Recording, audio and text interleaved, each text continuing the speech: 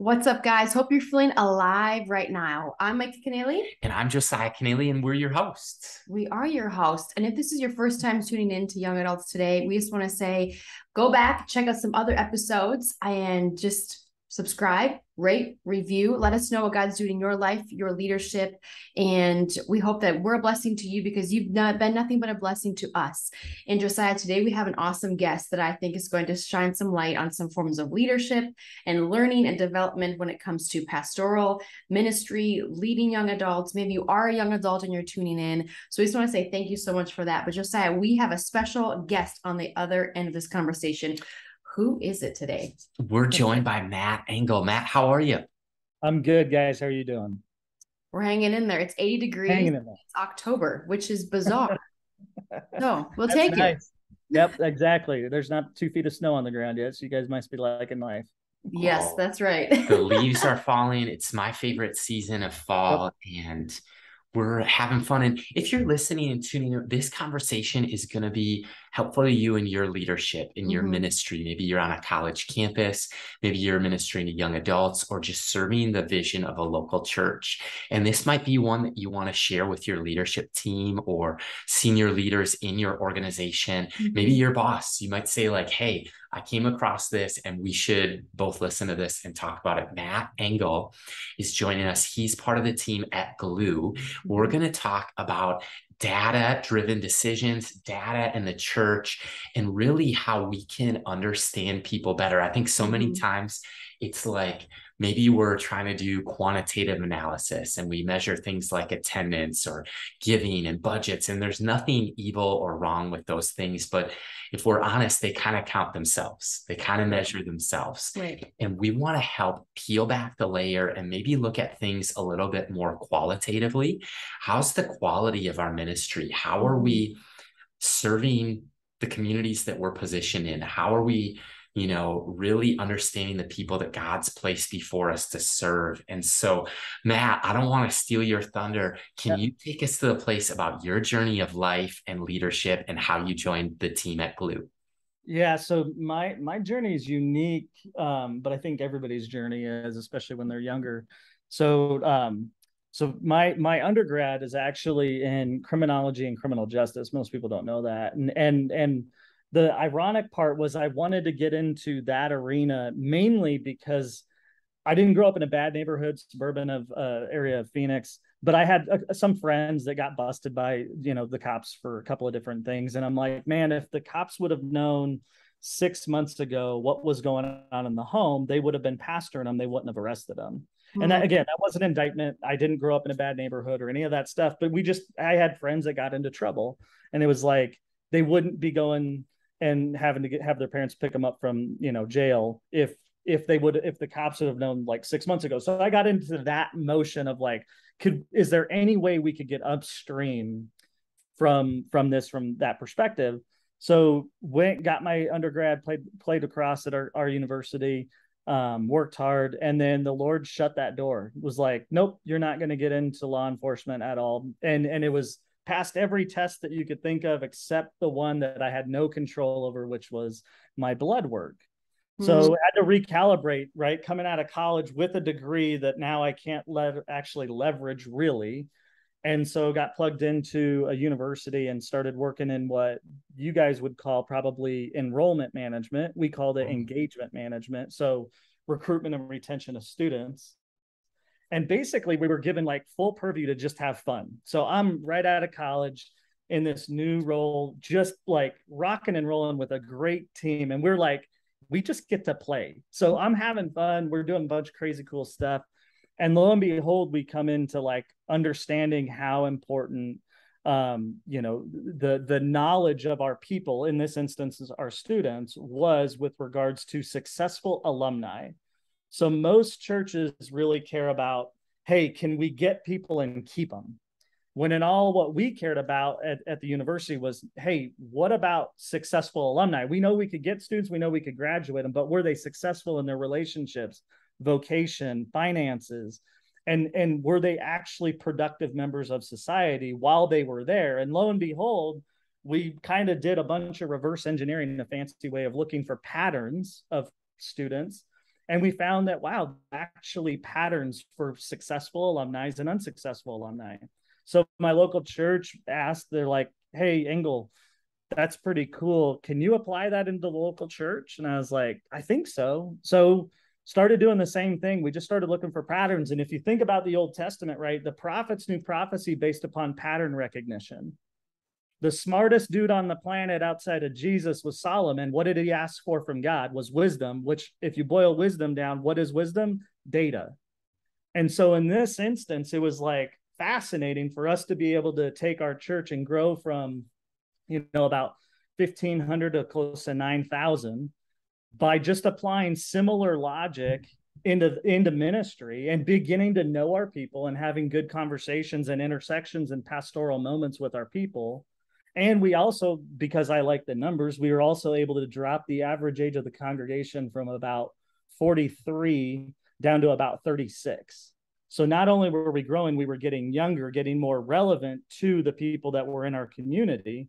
And lo and behold, that's kind of what led to my intersection with Gloo was, can we take a lot of this logic and apply it across the ecosystem of the faith enterprise? And so, I was with 60 churches yesterday in Indianapolis. I just talked to 2 churches down in San Antonio today, and all around this idea of how can we pray for wisdom all the time, right? Like most pastors do, most people do. Mm-hmm. But what ends up happening and inevitably is it's Albert Einstein's quote, insanity is the same thing over and over, expecting a different result. Well, in the church world, Christian insanity is the same thing over and over, expecting a different result. We just pray about it more.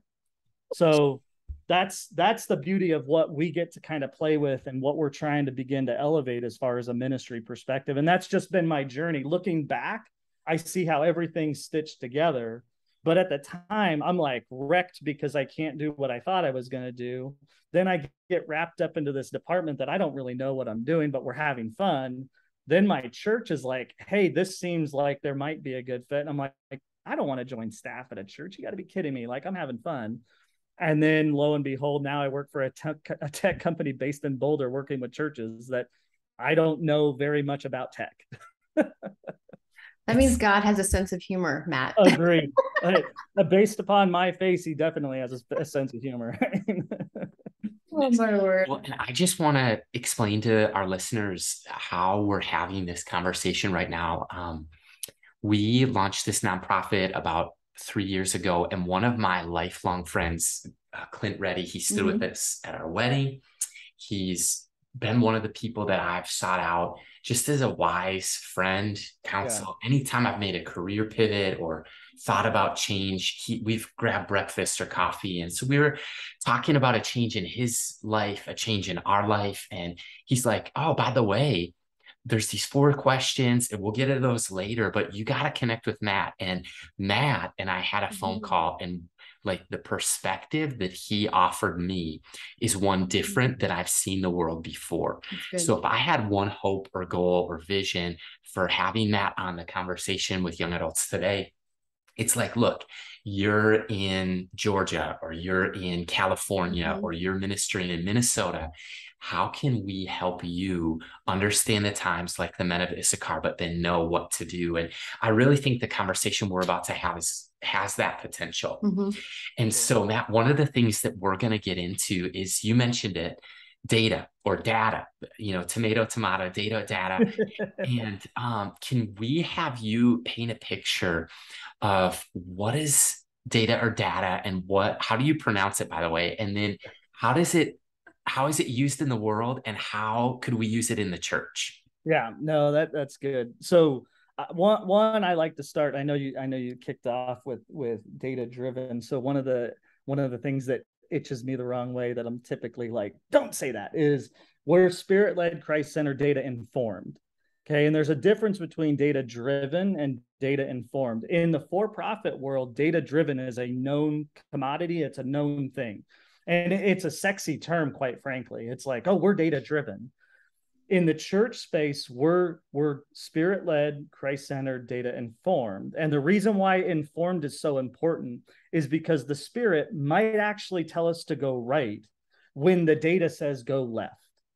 Right. And so there's a big distinction where I don't let I am not a slave to anything other than my pursuit after Christ. That's it, right? And being data driven implies that removal of Christ in the equation. So I like to say Jesus was a priest, a prophet, and a king, and the kings throughout Scripture are the ones that cared about data, right? And so that's the beauty of some of this from that perspective. So getting into this, I like to start with just the anchoring thought of two basic questions that one of my favorite Bible characters is Nehemiah, and mainly because he asked the two basic questions everybody should ask.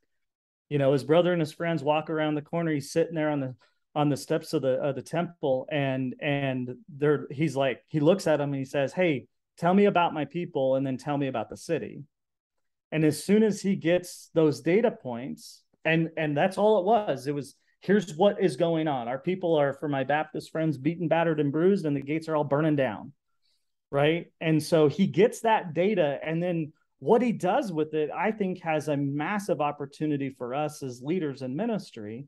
Is he weeps, he mourns, he prays, and he fasts. Okay. But then chapter 2, verse 1 rolls around quickly after. And what happens is he gets to work. And so far too often in church world, there's two types of churches, and there's ready, fire, aim churches. That's my kind of church. I'm willing to hit a little bit and be a little bit off. And then there's ready, aim, and never fire churches. But if we follow Nehemiah's rubric, hey, I'm going to get some data. I'm going to get some wisdom that I've been praying for. And then I'm going to weep, I'm going to mourn, I'm going to pray, I'm going to fast. But then I'm going to get to also work. And so that's really kind of the precept for then now we talk about what types of data is available for churches to answer those two questions. Because fundamentally, you two as a couple, getting to know my wife and I as a couple, you're asking your question, hey, tell me a little bit about you, right? Mm-hmm. And we're trying to begin to understand that. So we're at transferring data. Well, in the church world, we have three kind of sets of data that we can be dealing with in understanding our people. One is first party data. So this is just data that they have in their church management system or their ministry small group. It's, I know your kid's age. I know when you guys were married. I know enough about you. Maybe back in the day on Ellis Island, they used to track things like baptism dates. We don't do that anymore, it seems like, in church world, but that's a pretty powerful date if you think about it in the spiritual development of somebody. And what would it look like for us to just honor them on that day, saying, you know what, we're thinking about you. Today was an important day, 40 years ago in your life. And we want to acknowledge that. So that's first party data, right? Just stuff that you have. Second party data is the data around think like an assessment, or if you guys are fans of Enneagram, I won't go there and make fun of it because it's actually Harris. But anyway, think Enneagram or Myers-Briggs or DISC assessment. That's second party data. And really, it's second party data is just someone else's first party data. That's kind of the way to think about it. But second party data is like profile or assessment level data. Or, from a ministry perspective, it's like, hey, you have your evangelistic people, you have your administrative people, or your shepherd people, right? Spiritual gifts. Yeah, exactly. Third party data is basically like search data. So if you were to go on Google right now and go to like googletrends.com, you could actually type in keywords in Google and it would tell you how many people and the velocity of that search term in a specific geography. So if I'm a pastor wondering, so my wife and I's passion is marriage ministry. That's what we're really passionate about. And so one of the things that I'll typically do showing up to a church is look at their city on Google Trends, and I'll look for terms like marriage, weddings, datings, and divorce. And I want to see the map over the last year of where these patterns have spiked and where they've dropped off. But then I always surface the final search term on a different slide, and I call it porn. And it's crazy when you look at those 4 searched terms, and then you add in porn and what it does to the graph itself. But now I know more about the community going into that particular church just by looking at third-party data that's been compiled, in this instance, by Google. But there's a bunch of other places that you can actually get search data from. There's like datausa.io. They've gone out and compiled a bunch of data just to help people gain a little bit more knowledge and insight into their communities from that perspective. But that's the big kind of shift that's emerging in church, is like, how do we begin to stitch some of this stuff together that says, wow, this is happening in our community. And here's the assessments of the marriage relationships in our church. And here's all of our married people with the first party data in our church. Well, now that I know all three, I might be able to design some level of ministry capacity within our church to help our people grow. That's incredible.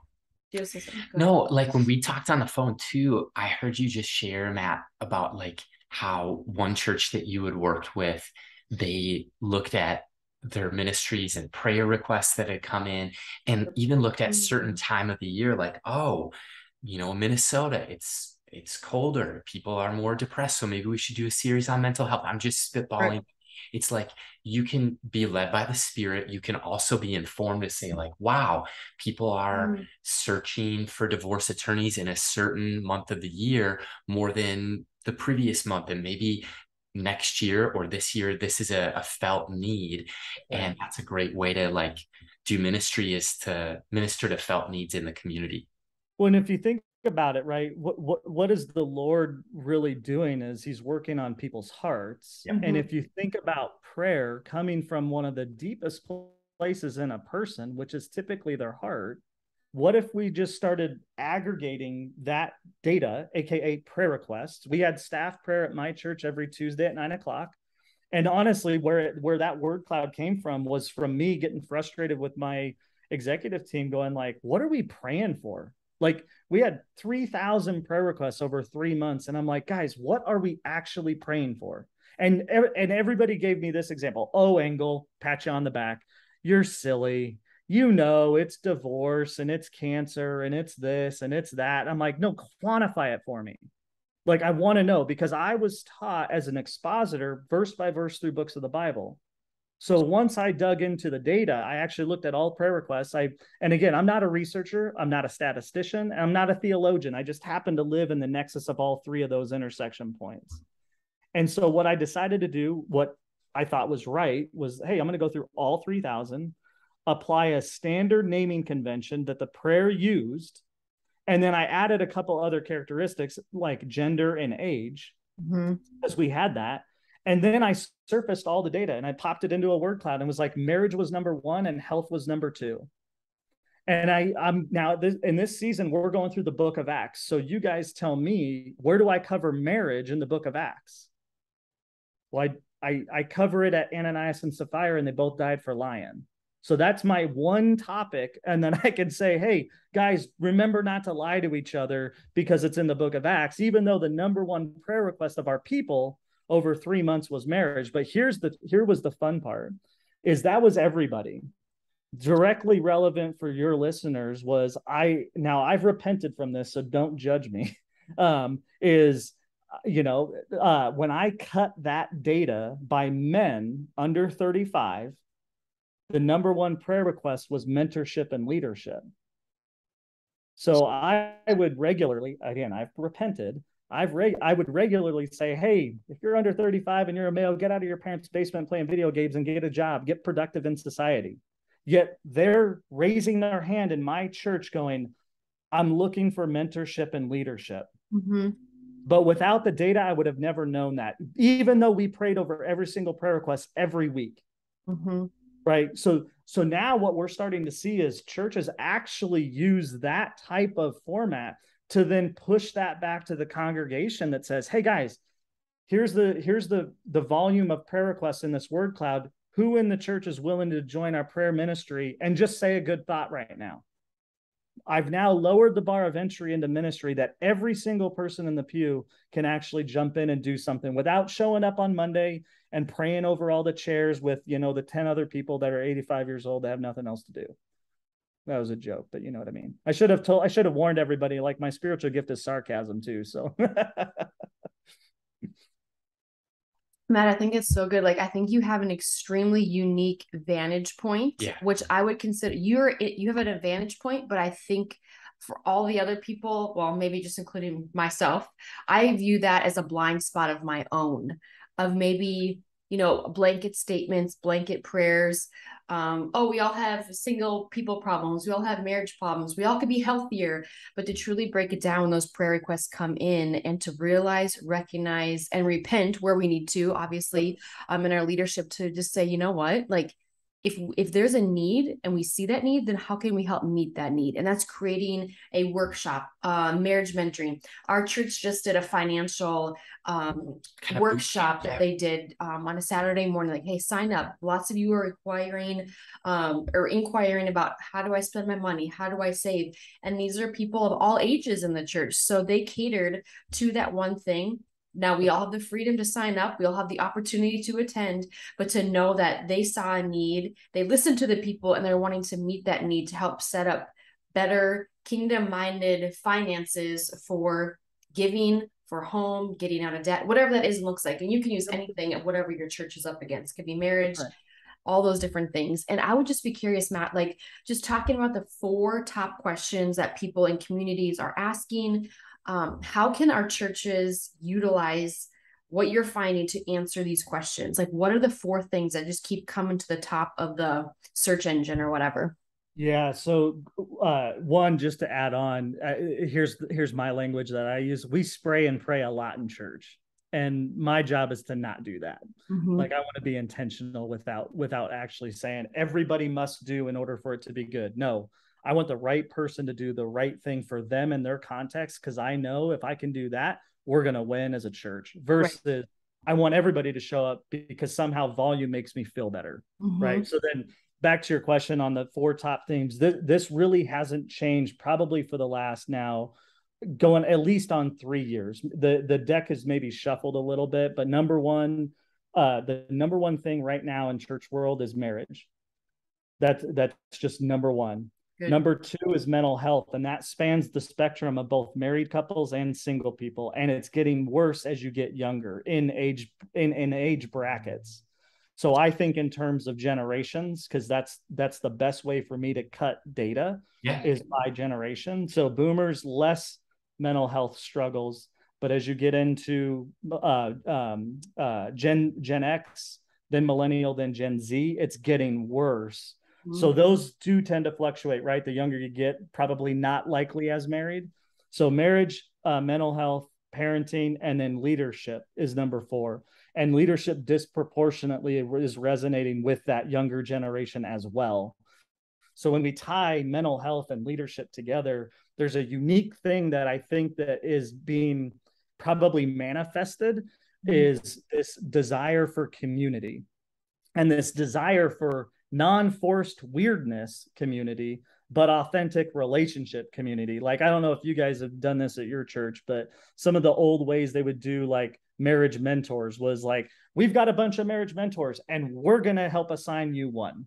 Whereas the flip really should be, hey, you guys are looking for a mentor. You bring your mentor to this experience, and we're going to cultivate healthy dialogue between you two, but the mentor couple you look up to better. Mm-hmm. Right? Just a different way of what we've been accustomed to doing in church from that perspective. But those are the top 4 things. If your listeners want to dig into more of that, I'd say check out Barna's research on the 5 dimensions of human flourishing. So the only additional one basically in that bucket is around, it's leadership and vocation, but they add in spiritual formation into the 5 dimensions. So those would be good anchor points for anybody to really truly begin to think about where are they at, where is their friend or family member or spouse at, and then colleagues or their community. That's amazing. I agree. It's amazing. And when I was talking with Clint, he was just talking about, like, sometimes we say things like we want our church to reach unchurched people. And that's a sincere desire and goal. And he just said, like, and then we package a series and we call it a study in the book of Revelation or Ephesians or anything, and that's nothing wrong with that either. Yep. But he goes, mainly the people who are going to be attracted to a series about Revelation are going to be Christ followers. Right. They're going to have a knowledge of Scripture. And he goes, but these questions, he goes, man, why not do a series on parenting? I know, like, we're young parents. We have a 2.5-year-old, a 1-year-old. And so, like, we'd eat that up. I think of so many people either long to be married or they want to grow in their marriage. And Micah, you pointed out this recently, like we do a lot of work on college campuses as well as just with young adults.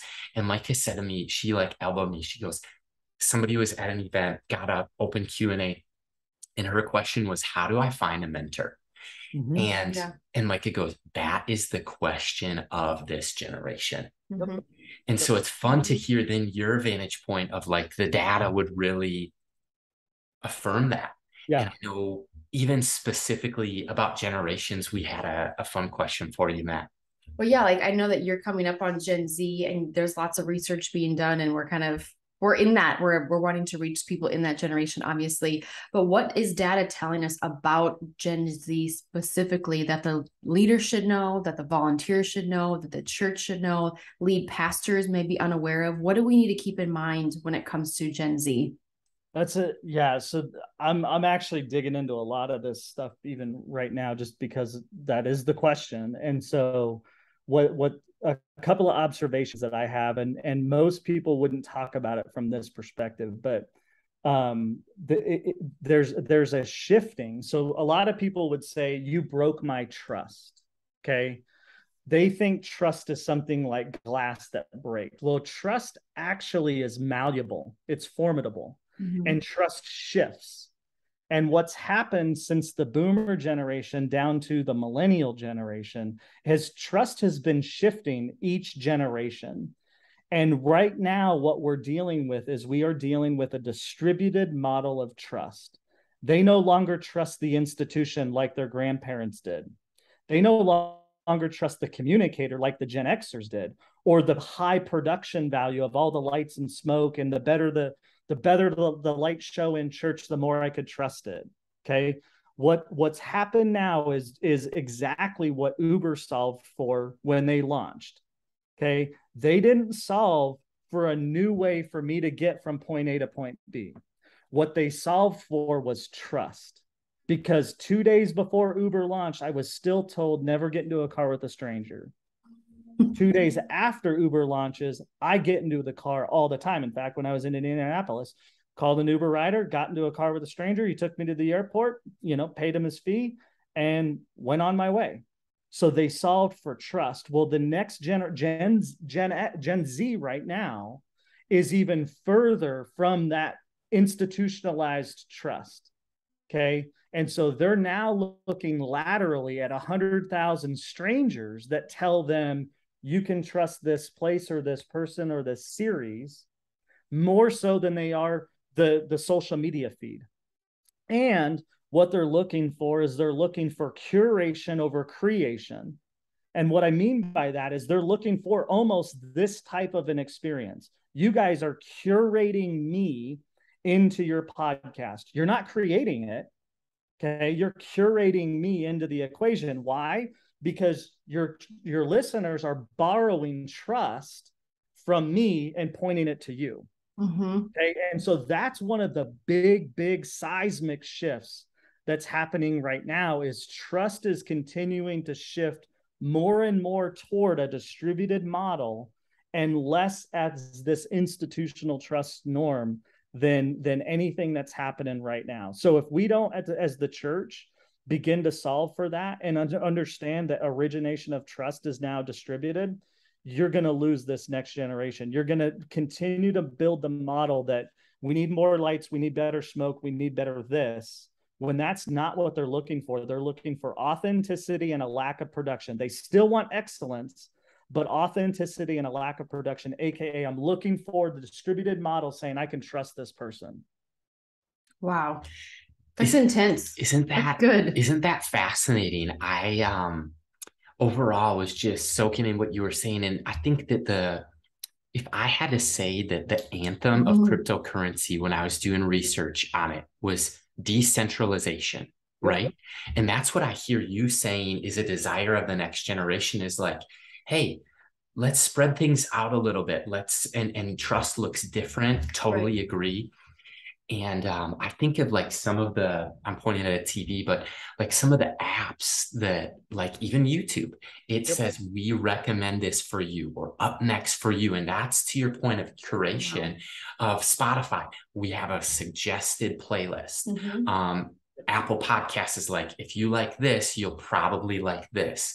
Amazon and everybody. Hulu's like, hey, since you watched this, you'll probably like other action movies or what have you. And so I think that it's really sometimes missed, but also a massive opportunity to look at things. And this is where my own brain starts thinking, but perhaps we could look at like people's next steps.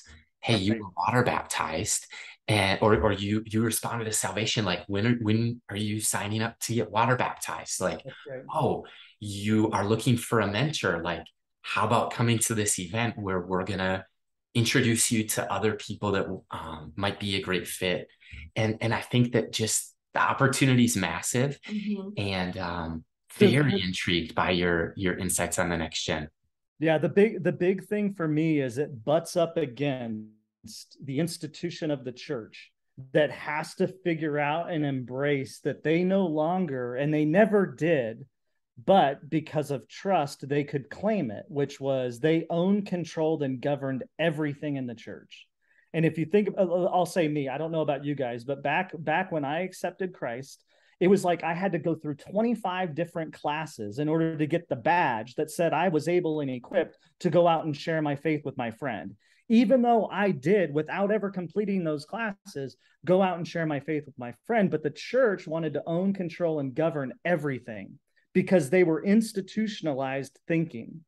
Well, in this decentralized model of ministry that is breaking every church on the planet, what's happening now is I no longer can control what you guys say to each other as a husband and wife.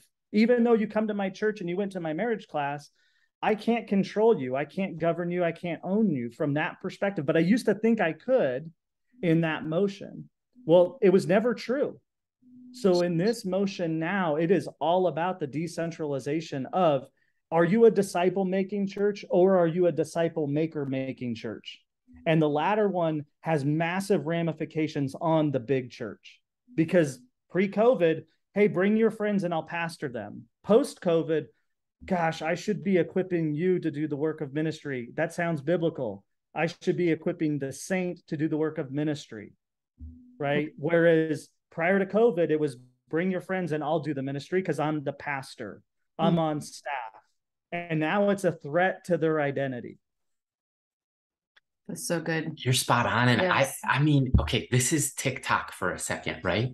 Yep. TikTok's a disruptor. And this is my generic observation. I can only say it's what I've observed, but I noticed some people who work for, say, like large organizations, and they have budgets behind them. They have nice cameras, they have lights, they have a microphone with good sound. And then I noticed that I have some young friends who are just like gritty, scrappy, have something to say, and they go outside because it's beautiful fall and they get on and they're like, hey, these are this is what I'm learning. And I've noticed that at least in my feed or experience on TikTok, the people who are very produced or very supported, they're getting like hundreds of views. The people who are like, I'm using that outside. That's my backdrop. That's my backdrop. Or I'm going to the mall, or I'm actually in my car, for crying out loud. No perfect visuals, no green screen, no lights or audio or sound. It's like, to your point, it's of raw. Underproduced and raw. It's like those are the people getting hundreds of thousands of views. That's right. And I'm really fascinated by that. Do you agree with that? Do you have any? Yep. In fact, prior to it being a fad, like the whole influencer thing, everybody has now bought into, you're being paid by everybody. So I no longer trust you. Even if you are a celebrity holding a water bottle, it's like, yeah, it's inauthentic. It's produced. And you're editing the videos down and you're doing all this manipulation to put on a facade. I don't trust that. So it is this raw, authentic, non-production based experiences that people are looking for, and that people will then further say, hey, you're up on stage and there's no light show and you might have just a banjo in the back playing worship music, but I kind of can get behind that. And you're openly sharing that you just struggled with mental health and that you've been overly depressed as the pastor of my church for the last 4 weeks. So you're going to take a week off. I can kind of get behind that. But this whole motion that I've got to be in the gym. I mean, I like to joke with pastors. It's like, if your muscles, your arm muscles are bigger than your thigh muscles, you're spending too much time in the gym and not as much time in the Bible. Right. And it's like, but there's this weird notion that I've got to be produced. I've got to be well liked. I can't look a certain way other than like I'm in shape, and you can, because they're anchored into that trust factor that they need to trust. It's like, no, they're looking for authenticity and the lack of production, but they still want excellence. So it's not a diminished value prop of excellence.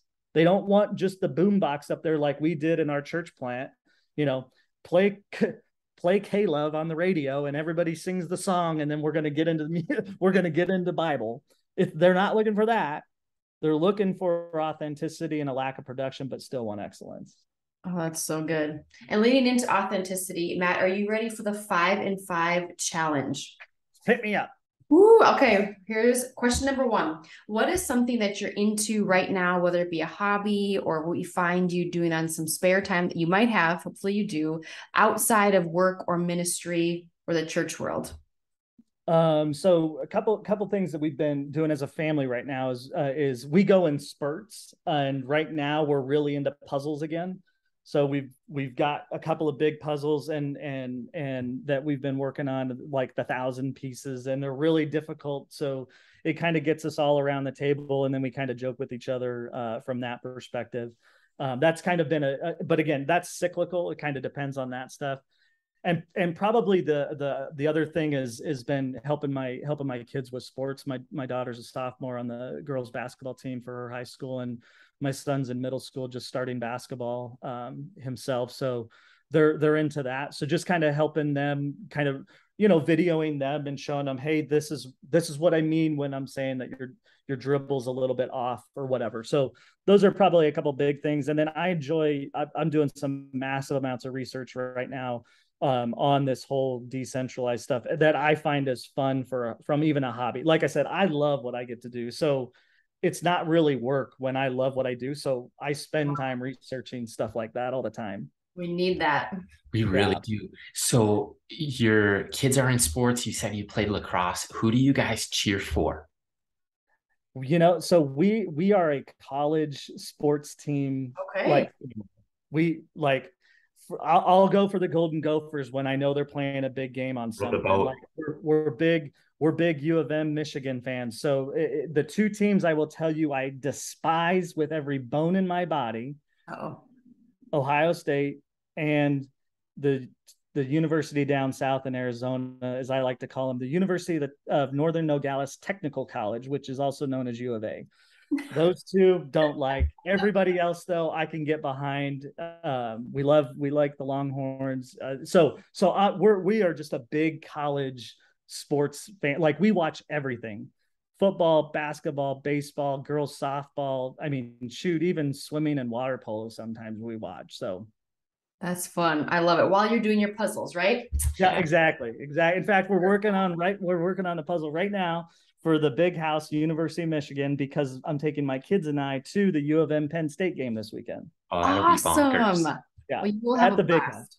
Yeah, you will have a blast. Well, here's a curveball for you. If you could ask Josiah and myself a question, anything under the sun, what would you ask us today? I think as I was kind of processing this, I think what I'd ask is what's your next season look like? And how do you evaluate seasons in your life so that people that are maybe younger than you are looking at you currently, and then your evaluative process as a couple, as individuals. But how do you guys evaluate seasonality of things? Yeah. Well, for the listener who's maybe just tuning in, who's never heard us talk about this, every anniversary, so we got married in June, every anniversary is kind of almost like a restart of goals, aspirations.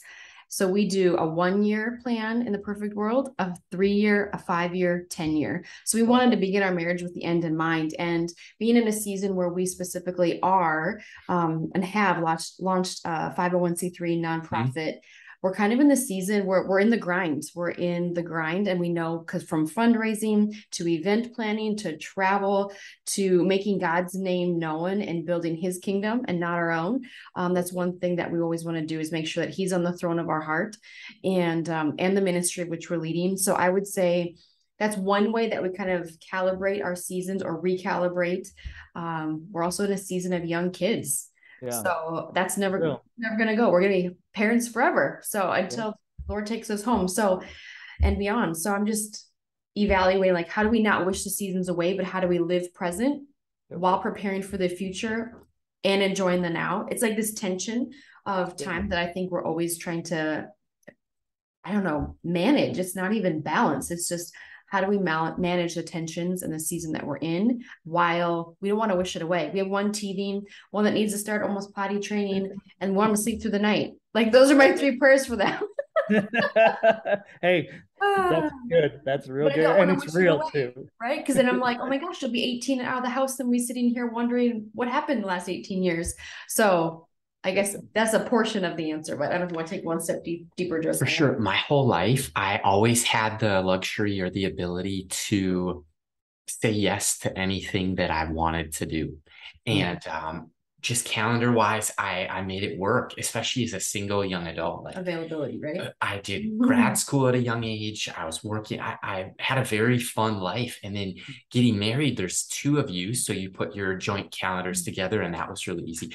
I think the challenge for us, Micah mentioned, is like, okay, bedtime routine is like energy at this house. Like there's 2 of us and 2 of them. And so I look at, like, we were away with some friends last week, and they're like, Josiah, are you up for training for an Ironman, which is like about a 2-mile swim, 112-mile bike, 26.2-mile run. And I said, I would be someday, but this isn't the season for that. Just knowing the amount of training that goes into that, knowing that added energy is going to go into launching a ministry that we feel God's asked us to do. So I think that how we evaluate decisions or seasons, for me, came from probably being 18 years old, and my youth pastor told me about a leadership podcast called Andy Stanley Leadership Podcast. And he always said, he wrote a book called Choosing to Cheat, and I think it got renamed, but he always said, don't give up something that's unique to you for something that someone else will do. And so it reminds me, at church or at work or with ministry, somebody else can do those things. Somebody else can preach the event on Sunday. Somebody else could lead at that conference, and somebody else may lead this ministry beyond us someday. Right. But our daughters have one dad. Micah has one husband. So like, our friend Trey, he fires me up because we were at an event, and he goes, everything is the rubber ball. You can get a new job. It's buoyant. It bounces back. You know, like, you mess up with a client. Well, you can get a new client. You crash your rental car. Well, there's insurance, and it's a rubber ball. As long as nobody died. But he goes, the family is the glass ball. If you drop it, it will shatter, and God can still make beautiful things like mosaics that he can restore broken things, but it will never be the same. So just learning from others, how they've processed big career changes or seasons, asking myself or Micah, then, what is this season? What's our greatest kingdom contribution?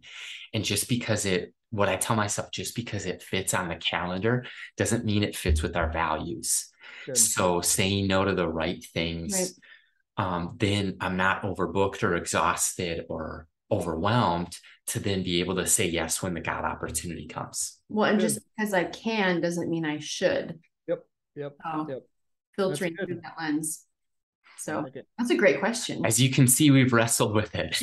Hey, I'm glad. But a Marine Corps a Marine Corps sergeant used to work on my team, and he had a principle. I won't fill everything in, but he called it the 7P principle. Prior proper planning prevents poor performance. I'll use the poor performance. There you go. Yep, gotcha. No, it's true. And Matt, we've enjoyed this so much. 2 final questions for you. Question 4 or 5 is, let's say you could go anywhere that you've never been. Okay. Would you want to travel for fun? So a little bit about me. So we live in Colorado, for your listeners that didn't know.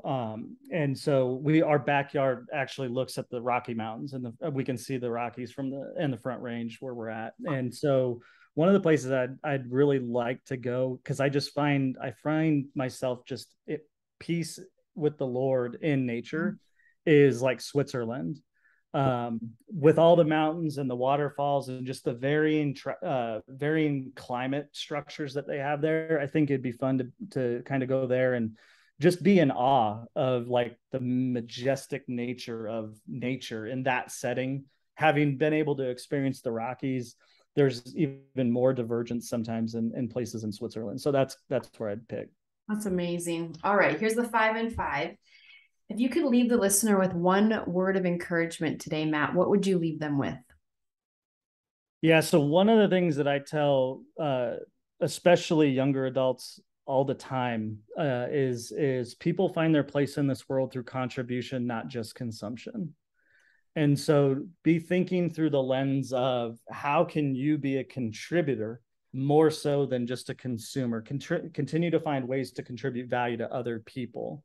And it's going to be a refining process, but there is an element of staging within this thing of like, in your 20s, this is John Acuff stuff, but in your 20s, you should be learning from this perspective. And then in your 30s, you're moving into like an editing phase. So what does it begin to balance that contribution, consumption? In the 40s, you're like mastering things. Your 50s, you're harvesting. And then in the 60s, you're guiding. And so each one of those has a tension of contribution over consumption. But ultimately, if you think about it, even in your context or even in your listeners' context, where they've been helped most is most likely where they are most passionate to contribute value to others. And so in ministry, for the leaders that are listening of churches and ministries across the country, it's like we should be unlocking the passion that exists in people for them to be contributors more so than recruiting to chores just to consume a bunch of stuff. Yes, 100%. And I think that's a great way to leave the listener today. I mean, I think wherever your life was radically changed, or wherever a mentor entered the story and your life started taking transformation, those are mile markers, right? And those are things where we become passionate about, whether it's marriage mentoring, whether it's young adult ministry, whether it's youth, whether it's, anything under the sun. It could be technology, it could be the first, whatever, social media platforms. And that's something so great to think about it.